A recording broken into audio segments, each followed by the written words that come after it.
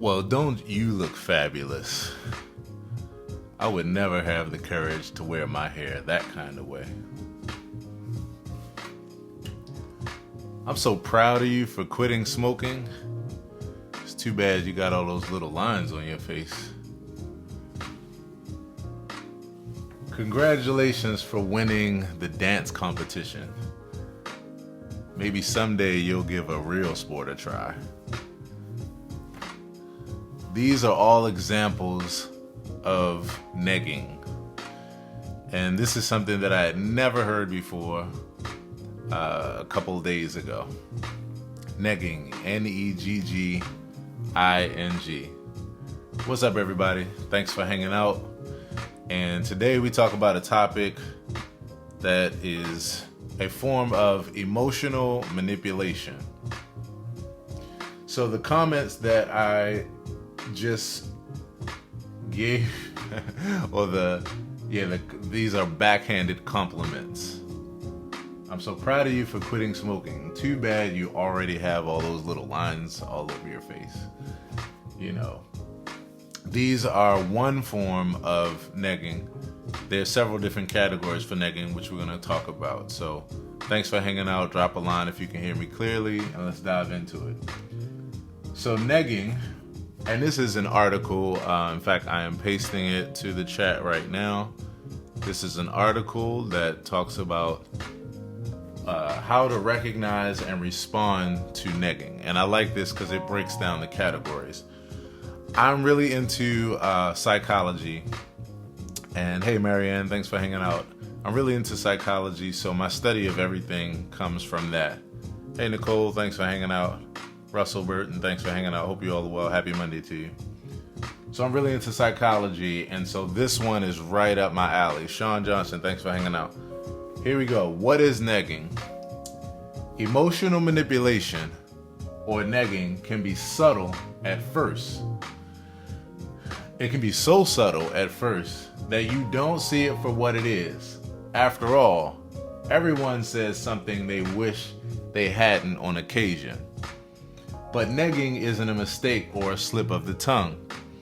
It keeps happening, and slow escalation can desensitize you to its effects. And I can definitely say this personally because I've had this happen to me and I didn't know it was a name for it. You might think that because it's not physical, that it's not abuse, but that's not true. And that the person, and doesn't that person do nice things too? You may wonder if you're being overly sensitive or believe you have no recourse. Make no mistake about it. That is part of the manipulation. Hey, Marianne, thank you for saying hello. Phil Jordan, what's happening, homie? Over time, negging can damage your self-esteem and change the way you live. It can also spiral into severe emotional or physical abuse. It can happen to anyone. It comes from a parent, boss, coworker, friend, spouse, or significant other. No matter who you are or who's doing the negging, it's not your fault, and you don't have to accept it. So here are some of the different categories of negging. And so the three compliments that I just read, which were backhanded compliments, that's one form of negging. Marianne says, wow, yes, this is pretty serious, Marianne. So I'm going to read through this. And I'm going to try to read fast because it's a pretty lengthy article, but I just can't help it. This is such good information. They give backhanded compliments. They get you feeling pretty good, then they knock you down. It's a tried and true method of keeping you on unsteady ground. It's particularly effective when there are witnesses, so you're more likely to grin and bear it. Now that is really important, because that's one of the things we do psychologically when we're messing with each other or manipulating each other. If we know other people around, we'll say certain things because we know the person can't really respond in a way that they would, and they don't want to face embarrassment and that kind of thing, so they might just grin and bear it. And then I gave you the examples. Well, don't you look fabulous? I would have never had the courage to wear my hair like that. And the two others. Here's the second one. They compare you to other people. It's a comparison in which you never come out on top. Whether the statement is true or not, it's an obvious play to highlight your shortcomings and make you feel less than. For example, great improvement on your report card. Maybe next semester, you'll do as well as your brother. Hey Vernon, thanks for watching. Your old college roommate runs a successful company now, so why can't you make something of yourself? Your sister is in such great shape. You should take a cue from her and start working out. These are comparing you to other people. This is negging. These are not good compliments. They're emotional manipulation. Here's the next category. Number 3, they insult you under the guise of constructive criticism. I have faced this myself. There's actually nothing constructive about their criticism. It's intended to hurt, not to help. There's no mistaking it when you hear it. For example, that report card was terrible, but the subject is completely over your head. Not to rain on your parade or anything, but I thought you should know that outfit makes you look dumpy. So they're saying not to rain on your parade, but then they're raining on your parade. It's very obvious if you really just listen to the language closely and pay attention to it. Now, one of the things that I found about this is, when a person starts off a sentence like that, or like, hey, I don't mean any harm, but now, I tell everybody. I think I put up a Facebook post. It was like, if somebody starts off a statement with, hey, I don't mean no harm, but take cover fast, because your ass is about to be grass. So that's the second false constructive criticism example. Here's the third. I know you put a lot into writing that song, but it grates on my nerves. I never heard somebody say it grates on my nerves. Here's the next category, number 4. They always one-up you. You've got some great news, but they've always got something to top it. Hey Renee, thanks for hanging out. Drop a line that you all let me know if any of this resonates with you, if you've heard any of these kind of backhanded compliments or false criticisms or what have you. They always one-up you. You got some great news, but they always got something to top it. Timing is everything in this scenario. And the point is to knock the wind out of your sails and to keep attention on them. Hey Kyra, thanks for hanging out. For example, you've just announced that you're engaged, so they choose this time to announce their pregnancy and show the baby lump. You've mentioned that you have a terrible head cold. They respond by telling you about the time they were hospitalized and almost died of pneumonia, so you shouldn't be such a whiner. You're talking about the 5-minute hike you just took, so they launch into a long story about the time they backpacked through Europe for a month. And this is something that I've noticed because I've taken note of this for a while. I try to be pretty mindful when I'm talking to people, and I try to make sure I'm not talking too much about myself or that I'm balancing out the situation. But there are times when you're talking to a person and all you hear, every time you say something, it's like they don't even take it in. As soon as you say something, they immediately just move straight from that into something else, and they tell you some story about them. This is another one-up. This is one-upping you. They disguise insults as questions. A carefully worded question can easily serve as an insult. If you bristle at all, you're told it's just an innocent question, and you're making something out of nothing. That's what they tell you. For example, I'm surprised you did so well on that report. Who helped you with it? So they're assuming somebody helped you with it. You really don't care what other people think, do you? That's them asking you that question. Don't take this wrong, but are you really going to eat all of that? I mean, they're really insulting you. They're disguising insults as questions. And someone said the video was breaking up. If it's breaking up, watch this video right afterwards on my YouTube channel and it'll be clear all the way through. Here's another one, and this is really, really important because I had to call somebody out on this the other day. They're always just joking when you call them on it. They're always all of a sudden just joking when you call them on it. And let me tell you something about this comment that I noticed. So there are times when a person is messing with you emotionally. They're trying to emotionally manipulate you. And what they do is they walk a particular line. And that line is where they'll say a comment where if you take it as a joke, and if they want to emotionally manipulate you, then they will come back and say that they were actually serious. And when you listen to the comment could be taken seriously, but you're almost sure they were joking. But all of a sudden they're serious, and then you have to take them serious because you don't want to be dismissive. You know, if you're a person who actually has empathy and respect and mindfulness and all that good shit, you know. And that's the thing about this, because these kind of people, they prey on people who actually have good emotional meters and good self-awareness and good empathy, and they are mindful and those kind of things. So when you think they're joking, they're serious, and then all of a sudden they try to accuse you of like joking with something that's so serious, and then when you back off of it, then they use that to say, yeah, like, see, you're just like this, or I knew to expect this from you, or this always happens with you, or whatever. Like, they just keep going in on you. Hey, Anthony, thanks for watching. I know the video is breaking up. Watch this video right afterwards on YouTube, and it'll be pretty clear. But they just keep going in on you. You thought they were joking. They tell you they were serious. Then they don't let you hear the end of it. They don't let it go. Or the flip side, where you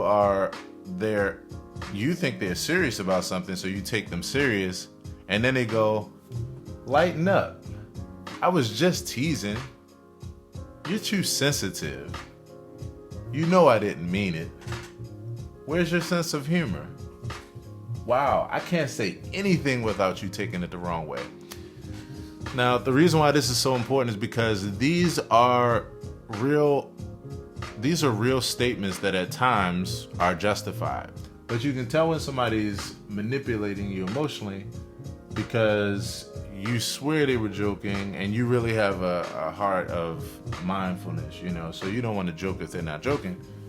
And then all of a sudden, you think they're serious, and they're like, I was just joking. And then once again, they go in on it, and they use it against you, not only in that situation, but they use it against you in the future as well. They're always just joking when you call them on it. Now, I had to tell somebody the other day about that. I had to tell them that basically the same thing. Like, you always operate this way, and then when somebody calls you out on it, then all of a sudden you were just playing. And then you try to come back at the person and be like, I was just playing, lighten up. But the one thing to tell a person when they're doing this is that they don't get the right to do that, because they cannot be confusing and sending mixed signals and then get on your case because you couldn't tell whether they were serious or whether they were joking. And you also have to tell them that even if they are joking, they need to be mindful that this kind of stuff is not funny, and that people don't always want to play this way. That is real important to tell people, so look out for that. They make you, this is the next one, I think we're on number 5. They make you feel sorry for voicing your concerns, just for voicing your concerns. Sometimes you just can't let it slide. You want to talk about how negging makes you feel, and they'll try to make you regret it by denying your accusations, minimizing their mistreatment, tuning you out. They'll just ignore you.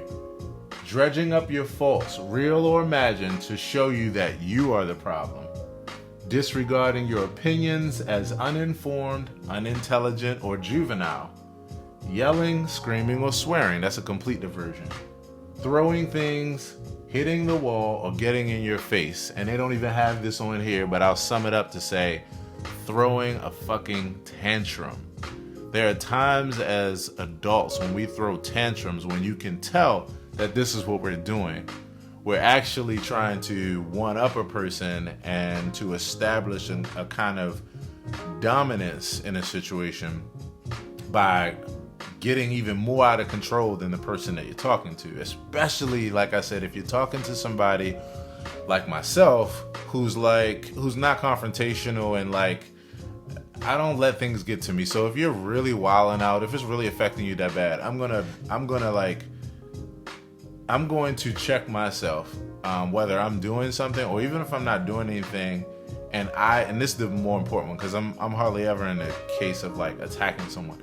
But where I've experienced it more is when I myself, where we both have the right to be heard or to have feelings about something, and I have empathy for the other person because I'm like, wow, same as me. Like, this person is dealing with things, roughly. So that allows me to de-escalate, not be upset, and keep my calm. When you notice another person is like really throwing a tantrum, that's them trying to one up you because of the fact they know you'll retreat and remain calm because you don't have a reason to go that far. Here's the next one. They redirect your concern to make themselves into the victim. They redirect your concern to make themselves into the victim. And I'm just pausing because I never heard this before. I heard of this, but I have faced this so many times. And I identified that it was manipulation, but I didn't know it had a name for it. So this classic rule is used to completely turn the tables and to make you the instigator. For example, that ugly tirade, it's your fault for getting them upset in the first place. That's how they put it on you.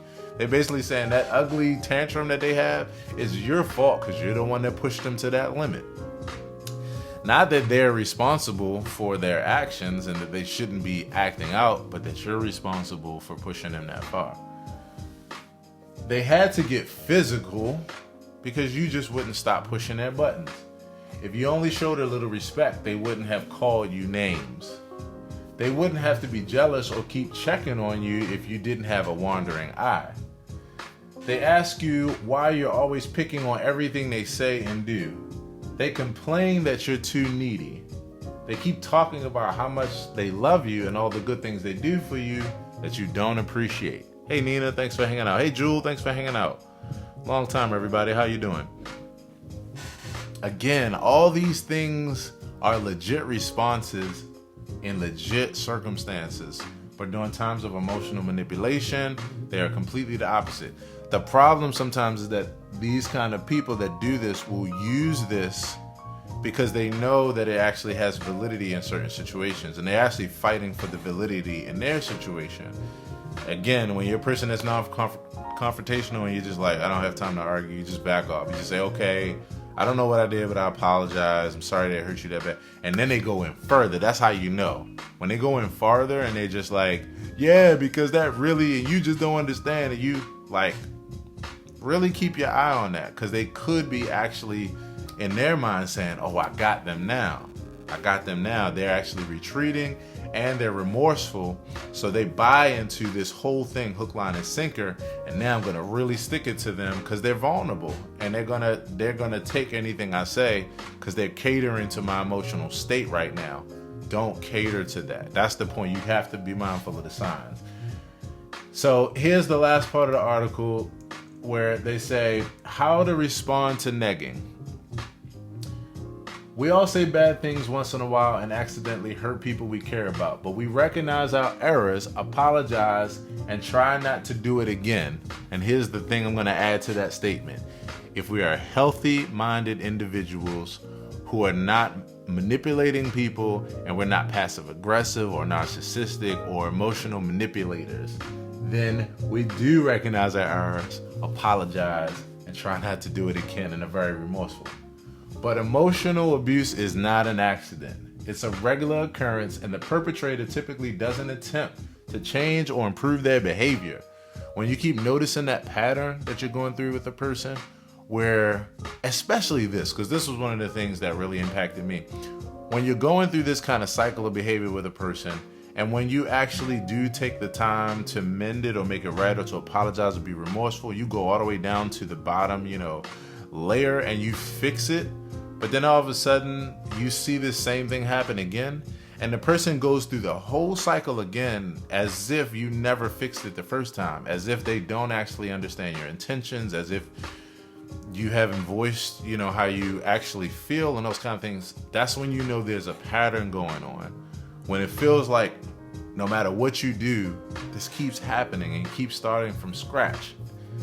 And especially if you're a person who checks yourself and is like, okay, let me do some internal work to make sure, this is how you know. So emotional abuse is not an accident. When they don't change their behavior, it's pretty typical. You may be experiencing emotional abuse if any of the following applies to you. You're frequently experiencing some of the behaviors listed above, and it's starting to feel all too familiar. That's what I just said. You start to see this pattern and it feels like so familiar. You often feel humiliated and disrespected.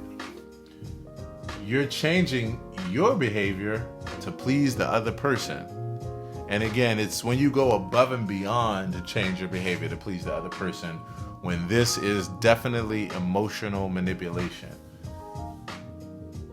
Your relationship is defined not by you, but by the other person. Everything seems fine. Like if someone would ask you a report on it, you're like, things are normal. That means, there's some good, there's not so good, but it all goes together. And relatively speaking, it's okay. It's not like, it's not end of the world. It's not red zone, urgent emergency. Everything seems fine. Then there's a blow up for reasons you have no idea. Like you can't even understand it. You're sitting there like sometimes baffled, scratching your head like, what the hell just happened? What just happened? Like everything was fine, or we just fixed this. We just worked through this last time. We talked about this. But what a lot of times the person will do, especially when this pattern happens and they're used to you giving in, is they will convince you that the problem is that you think that everything is okay, and that's actually you. They'll accuse you of being insensitive and being dismissive of the fact that for them everything is not okay. And again, if you're a person who really cares, then you might give into that, and it'll keep the cycle going. This is not healthy for you or the person. It's just that the person is using this to be able to manipulate you to get some kind of benefit or result from it. And chances are they've gotten it, and that's why they keep doing it. I was talking to a friend about it the other day, saying that I call it the crying baby syndrome. Hey, Richard, thanks for hanging out. Hey, Coco, thanks for hanging out. Let me know what you all think about this. I call it the crying baby syndrome. What happens is, through evolution, we have an evolved trait to moan and cry if we need something, because it's the only thing we have. When we're hungry, as a baby, we cry. When we feel scared, we cry. When we need love, we cry. When we're cold, we cry. It's just a crying thing. At some point, we recognize that gets us what we want. And then from there, that's what we use in order to communicate. Now, from my study of it, I really feel like there's a very thin line between that automatic response to really get you something healthy and when it's manipulation, when you're doing it because you know. But the one thing I've noticed about the way that our brains work is that we're just pattern seekers. So what will happen is whatever gets us the result, that's the pattern that we follow. And a lot of times it'll become mindless, where we're not even paying attention or processing. It's literally subconscious. So we might not even realize that, like a person that's doing this, they might not even realize that they always go into victim behavior. They always go into this default of like backhanding compliments or putting you down, or looking at themselves as the victim and you as the perpetrator and the person that's instigating. They might not even realize it, because on the other side, if it gets them attention from you or affection or love or whatever it is they want, even remorse or pity, they will naturally keep doing it even without even realizing that that's what they're doing. So here's some more things to look for to see if this is what you're dealing with. Everything seems fine, then there's a blow up for reasons you don't understand. Here's another one. The other person shows little or no remorse for their behavior.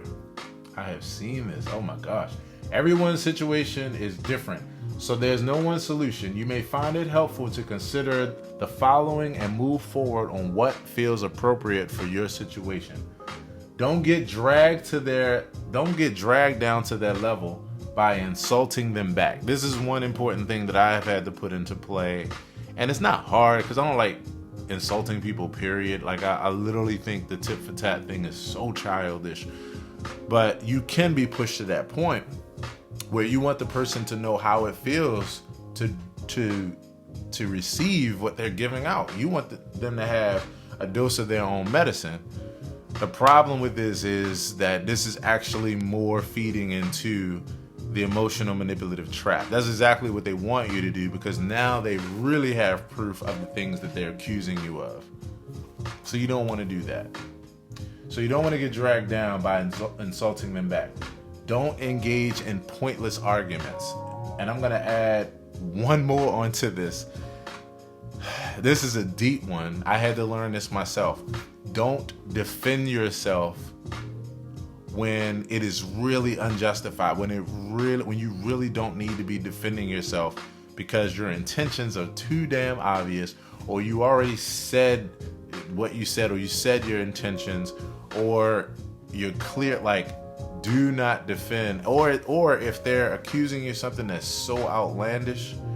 See, when you're a thinking and depthful person, then you can't help it, because you're like, I can't believe this person is like misrepresenting me like this. And you'll start defending yourself. But the problem is that falls right into their trap. You do not want to defend yourself. Hey, Sean Thames, thanks for hanging out. Let me know if this resonates with you. Don't engage in pointless arguments. They work to your detriment, because then they'll pick up on certain things you do and then make big deals out of those. Don't express your feelings. How they respond will tell you a lot. Because when you express your feelings, like the biggest weapon that a person doing this kind of emotional manipulative behavior is, the biggest weapon for them is when you give them your intention, you give them like your deep reasons, and you give them your heart, so to speak, as far as like you speak your heart about why you're doing something. That's the worst thing you can do, because they'll challenge that. And then when you try to defend that, they'll flip it on its head and say that you aren't being mindful or respectful of other people's thoughts, of their thoughts or other people's thoughts, and they'll use it against you. And at that point, you keep fighting for if you keep fighting, it's like like one of those Chinese finger knots. Like the more you fight, the more it gets tighter and it gets worse for you. That gives them more ammo. So don't express your feelings. Keep it light. A lot of times you have to do surface level convos with a person that's like this. If they offer a sincere apology, accept it. Even so, don't let them off the hook by saying something like, don't worry about it. Don't tell them that, because it's actually enabling. Make it clear that this behavior is unacceptable and demand change. And then last but not least, and most importantly, decide if the relationship is even worth continuing. What to do if it escalates. This is coming down the stretch. We got 2 more points. We got this and then a summary with the bottom line. What to do if it escalates. Here are some signs of escalation.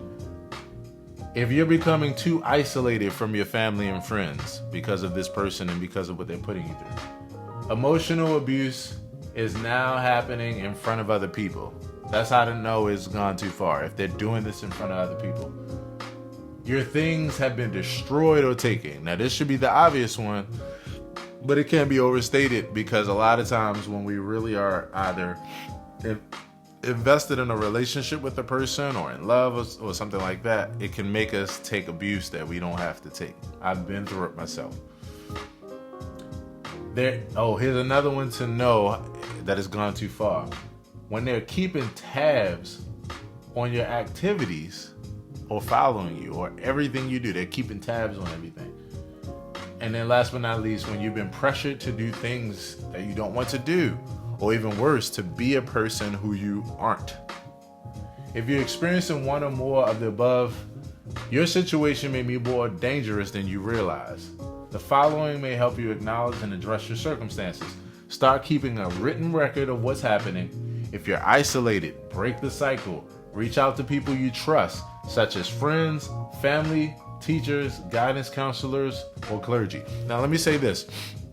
One thing that I found personally helpful about this is not only when you reach out to people that you trust, but when you take the time to be around people who actually see you for who you really are and don't misrepresent you. They represent you in a correct light, and so therefore that's validating to you. Because one thing that can happen to you when you're in this kind of emotionally abusive situation is you can really start to second guess yourself and second guess your own actions and second guess your own character and second guess your own intention. Hey Nina, thanks for hanging out. You can really second guess yourself when you're in a situation like this with a person because it can be really convincing. So what you may find is that you start having some degradation of character in certain areas that you don't even realize it because you've started to take this person seriously and really second guess yourself because their act is so convincing at times. But you need that reinforcement and you might not even realize it. If you get around people who you trust, who represent you in a positive light, see you for who you are, they will tell you who you are. They will represent to you who you really are. And then what that does is if your confidence has been completely shot by this kind of individual, it will be rebuilt because you'll have some reaffirming and confirming and validating feelings that are actually healthy. I mean, you'll have the feelings, but you'll have validating input and, conversation and dialogue that will be really helpful for you. So that can't be overstated. You do want to surround yourself around people who are actually affirming to who you really are and who aren't emotionally abusive in this particular way. If you don't feel that you can deal with this on your own, consider seeking a therapist who can help you to figure out what to do. And that, of course, is a very important thing. Join a support group. Have a plan in place in case you need to leave or exit this relationship in a hurry. End the relationship if that's possible. And then here's the final thought. Verbal and emotional abuse can escalate to physical abuse. And I'll tell you this, it doesn't even need to escalate in order for this to be serious. Emotional abuse is not anything that should be tolerated. When someone corners you or holds you so tightly that you can't break the hold, it's physical. They're sending a clear, threatening message. If you ever feel that you're in immediate danger, and of course they have call 911 or local emergency services. This is the last one. The bottom line, long-term effects of remaining in a verbally and emotionally abusive relationship can include anxiety, depression, and chronic pain. You don't deserve that. Hey Darren, thanks for hanging out. Let me know what you all think of this. If you find yourself on the receiving end of negging, and know that it's not your fault, and it's not your responsibility to fix the other person. That's entirely on them, and you do not deserve to be in their line of fire even while they do that. And you're not responsible for them doing that, for seeing it through, or anything. You can care about them without being connected to and abused by them. And so this is really important. This is negging. Now, the cool thing about this is that this article, and for those that are watching this on YouTube later, look for the article in the description under the video. This article is actually not the one that I posted the other day on social media. This was one that I just came across in doing some more research. And this excited me because of the way that they broke it down, which is why I couldn't help myself to make this such a long broadcast. But the first one that I put up is going to be the next video that I do. And this is negging as it relates to somebody trying to pick you up, or trying to talk to you, as we say, holler at you, or trying to become and get into a relationship with you. And certain compliments that they may give you, and I'll give you a little sneak preview. Here's one. In one more drink, I'll be ready to hit on you. I don't usually date people like this. You know, you're too much of a nice girl for me. Right? But later on they say basically like, I don't usually do this, but I like you. You know, I don't usually date a person like this, but I like you though. Now, again, there could be some truth to that, but in a manipulative way, they say this is to lower your self-esteem so that you become more susceptible to actually giving into this person, because you actually can feel like they're giving you a compliment if you take their insult at face value and take it seriously. That's why self-awareness is so important, because if you don't know yourself, other people will and can define it for you. So that's what we're going to talk about in the second part of this negging thing.